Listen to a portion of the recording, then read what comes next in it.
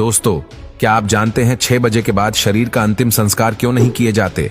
और क्या आपको पता है मृत्यु के बाद क्या होता है? और 24 घंटे बाद आत्मा घर क्यों आती है? और मृत्यु के बाद 13वीं क्यों मनाई जाती है? क्या 13 दिनों तक मृतक की आत्मा घर पर रहती है? नंबर 1, मौत से कुछ घंटे पहले इंसान के पैरों के नीचे से और सोल चक्र डिस्कनेक्ट हो जाते हैं। मतलब इंसान का धरती से कनेक्शन टूट जाता है और पैर ठंडे पड़ जाते हैं। नंबर 2, मरने के बाद इंसान का उसका संपूर्ण जीवन जन्म से लेकर मृत्यु तक फ्लैशबैक की तरह स्पीड से दिखता है। अकॉर्डिंग टू साइंस ये सपना लगभग 7 मिनट का होता है। उसके बाद ब्रेन शट डाउन हो जाता है और अंत में इंसान अपनी सुनने की शक्ति खो देता है, जिसके बाद ऐश कॉल टूट जाता है, जो कि एक तरह से शरीर और आत्मा का कनेक्शन है, जिसके टूटने से आत्मा शरीर से मुक्त हो जाती है। नंबर 3, लंबे समय से शरीर में रहने के कारण वो बॉडी को छोड़ने से मना करती है। वो फिर से बॉडी में प्रवेश करने की काफी कोशिश करती है, लेकिन वो असफल रहती है। जैसे हमारे लिए किसी की मृत्यु को स्वीकार करना मुश्किल होता है, वैसे ही आत्मा भी शरीर की मृत्यु को मानने से इनकार करती है। नंबर 4, शरीर छोड़ने के बाद आत्मा बॉडी के 15 फीट ऊपर हवा में तैर रही होती है। वो अपने परिजनों को रोता हुआ देखती है।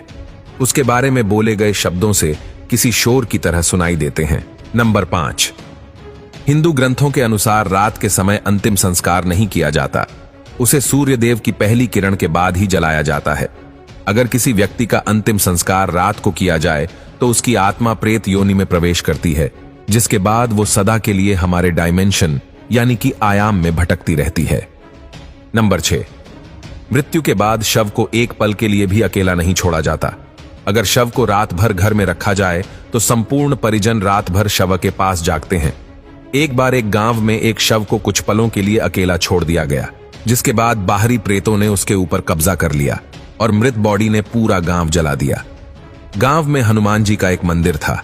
मरी हुई बॉडी जैसे ही हनुमान जी के मंदिर के सामने से गुजरी, उन आत्माओं ने हनुमान जी की मूर्ति देखी और फिर डर कर उस बॉडी को छोड़ दिया।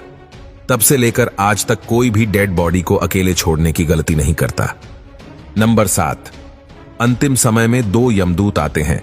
वो मरने वाले के साथ जैसा उसने संपूर्ण जीवन लोगों से व्यवहार किया था, ठीक वैसा ही व्यवहार उसके साथ करते हैं। अगर मरने वाला अच्छा आदमी है तो इजीली प्राण त्याग देता है, परंतु वो पापी है तो यमदूतों के टॉर्चर से वो तड़प तड़प कर मरता है।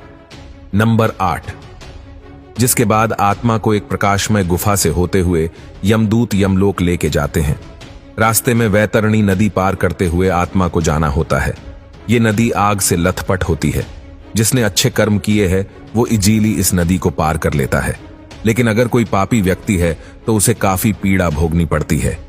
नंबर 9, उसके बाद उस आत्मा को यमराज के सामने खड़ा कर दिया जाता है। फिर चित्रगुप्त जी उस व्यक्ति के पाप और पुण्य का लेखा जोखा यमराज के सामने रखते हैं। उसके कर्मों के आधार पर उसे स्वर्ग या नरक भेजा जाता है। गरुड़ पुराण के अनुसार कुल 36 प्रकार के नरक है। यहां बताई गई यातनाएं किसी की कल्पना से भी खतरनाक है। नंबर 10, अगर कोई व्यक्ति सुइसाइड यानी आत्महत्या करके प्राण त्यागता है तो उसे और भी कठिनाई सहनी पड़ती है, क्योंकि उसने निर्धारित समय से पहले ही हार मान ली। यह शरीर हमारा नहीं है, यह किराए का मकान है जिसे कुछ समय के लिए यूज करने के लिए मिला है। यह मिट्टी का है और एक दिन मिट्टी में ही मिल जाएगा। नंबर 11, गरुड़ पुराण के अनुसार हमारे वास्तविक जीवन में किए गए हमारे कर्म ही हमें नरक दिलाते हैं। उसके बाद अगर कोई साधु या तपस्वी है तो उसे मोक्ष की प्राप्ति हो जाती है। नंबर 12, सबसे बड़ा सवाल, ये सब बातें हमें कैसे पता? गरुड़ देव जिनका बल अतुलनीय है, वो अकेले 700 इंद्र को पराजित कर सकते हैं। गरुड़ देव स्वर्ग से अमृत कलश लेकर उड़ गए थे, लेकिन उन्होंने अमृत पान नहीं किया। उन्हें बिना अमृत के ही अमृता प्राप्त हुई। ये वरदान उन्हें स्वयं श्री हरि नारायण ने प्रसन्न होकर दिया था। गरुड़ देव तो अमर है, उन्हें नहीं पता कि मृत्यु के बाद क्या होता है। इसलिए जिज्ञासावश उन्होंने श्री हरि नारायण से यह प्रश्न पूछा, और इसी विज्ञान को हम गरुड़ पुराण के नाम से जानते हैं। भगवत गीता में श्री कृष्ण ने कहा था, आत्मा न तो पैदा होती है और ना ही वह मरती है।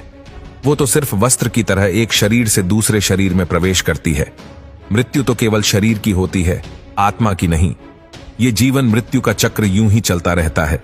इसीलिए don't die before you are dead, मरने से पहले कभी मत मरो।